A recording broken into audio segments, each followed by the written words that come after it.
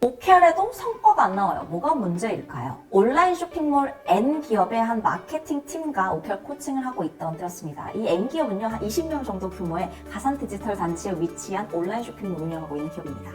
OKR을 도입한 지 1년이 지난 시점 만나게 된 기업인데요. OKR을 시도하면서 구성원들이 다 열심히 하고 실제로 뭔가 새로운 도전들이 많아졌다고 합니다. 그런데 실제 매출이나 재무적인 성과와 연결되지 않는다는 것이 가장 큰 어려움이었던 거죠. 그래서 N기업의 마케팅 팀과 다음 분기 OKR을 수립하기 위해서 함께 코칭을 하면서 이야기를 나눌 때였습니다. 이번 분기에 새로운 시도, 우리가 어떤 목표를 설정해보면 좋을까요? 라고 질문을 던졌죠. 그랬더니 팀원들이 굉장히 반짝이는 눈빛으로 이번 분기에는 새로운 라이브 커머스를 시도해보면 어때요? 유튜브 영상은 인플루언서 섭외해서 진행해보면 재밌을 것 같습니다. 마케팅 팀의 구성원들은 굉장히 다양한 아이디어와 번쩍이는 아이디어를 가지신 분들이었습니다. 그래서 OKR 하면서 실제로 매 분기 새로운 마케팅적 관점을 가지고 시도들을 해왔고, 그리고 여러 가지 활동들을 했다고 이야기를 해주었습니다. 사실 마케팅 팀에서 새로운 시도를 한다는 것이 쉽지 않은 거죠. 현장에 가보면 새로운 시도하는 것을 어려워하는 분들이 많습니다. 그렇게 많은 공수가 들어감에도 불구하고 여러 가지 시도를 했던 것에 대해서 격려와 칭찬을 해드렸습니다. 그리고 목표를 더 잘 수립하기 위해서 꼭 알아야 하는 개념을 한 가지 설명해 드렸습니다.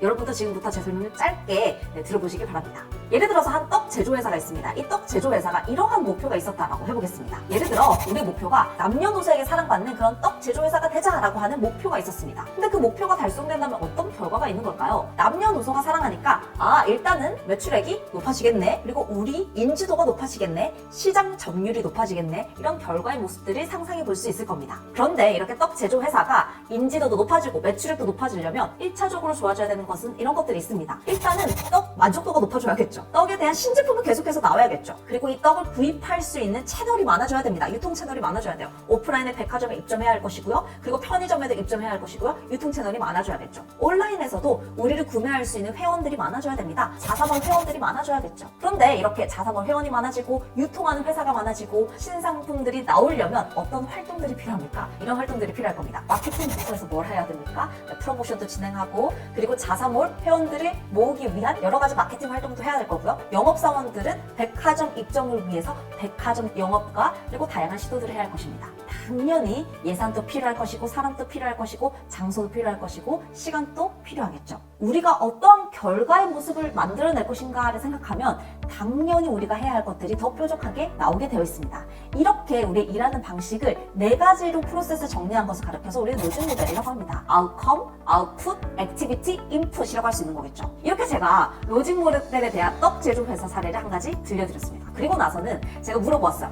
그럼 지금까지 우리가 마케팅 팀에서 시도해볼 수 있는 목표들을 다 작성해보셨는데, 이 작성한 목표들이 로직 모델 상에서 인풋, 투입지표인지, 액티비티, 활동지표인지, 아웃풋, 산출지표인지, 아웃컴, 결과지표인지 한번 우리가 확인해보면 좋겠습니다. 라고 말씀을 드렸습니다. 그리고는 실제로 작성한 KR 목표들을 한번 포스트잇에 붙여보니까 어디에 가장 많았습니까? 우리가 라이브 커머스를 시도하겠다, 유튜브를 섭외하겠다, 이거 다 무엇입니까? 바로 액티비티, 활동 지표인 거죠. 이렇게 활동 지표 중심으로 우리가 많은 목표들을 설정하고 있었던 겁니다. 그러면 이 마케팅 팀 정말 우리가 결과치로서 만들어내기 위해서, 우리의 목적을 달성하기 위해서는 어떤 지표로 목표를 설정해야 됩니까? 활동이 아니라 산출과 결과 지표로 목표를 설정해야 되는 거겠죠. 그래서 한 번 더 우리가 마케팅 팀이 같이 모여서 얘기를 나눴습니다. 우리 라이브 커머스를 실행하면 뭐가 얻어지는 거지? 어떤 결과가 있을까? 인플루언서 섭외하면 어떤 결과가 있을까? 이렇게 얘기를 나누었습니다. 그랬더니 이런 대화들을 나누시더라고요. 라이브 커머스 진행하면 일단 라이브 커머스를 통해서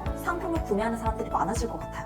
라이브 커머스에 참여자 수가 많아져야 되지 않을까요? 그래야지 실제로 구매로 전환할 수 있으니까요. 우리가 인플루언서 섭외하는 가장 큰 목적은 인플루언서를 통해서 조회수를 높이는 거예요. 근데 한 단계 더 나아가면 조회수를 높여서 실제로 이걸 구매 전환을 일으키는 것이 우리의 목표입니다. 이 마케팅 팀이 같이 고민하면서 우리의 활동 지표를 결과 지표로 바꾸었던 것처럼 목표를 수립할 때 우리가 무엇을 많이 할 것인가가 아니라 어떤 것을 포커스를 맞춰야 됩니까? 결과가 무엇인가에 포커스를 맞춰야 합니다. 가인즈 캠퍼스 영상에 가시면요, 로직 모델을 알아야 진짜 성과가 무엇인지 집중할 수 있다 라고 하는 김경민의 경영 벙커 자료가 있습니다. 이 영상을 참고하시면 우리가 정말 성과 내기 위해서 어떤 지표를 중심적으로 관리해야 되는지를 확인하실 수 있습니다. 이 영상을 참고해 보시길 바랍니다.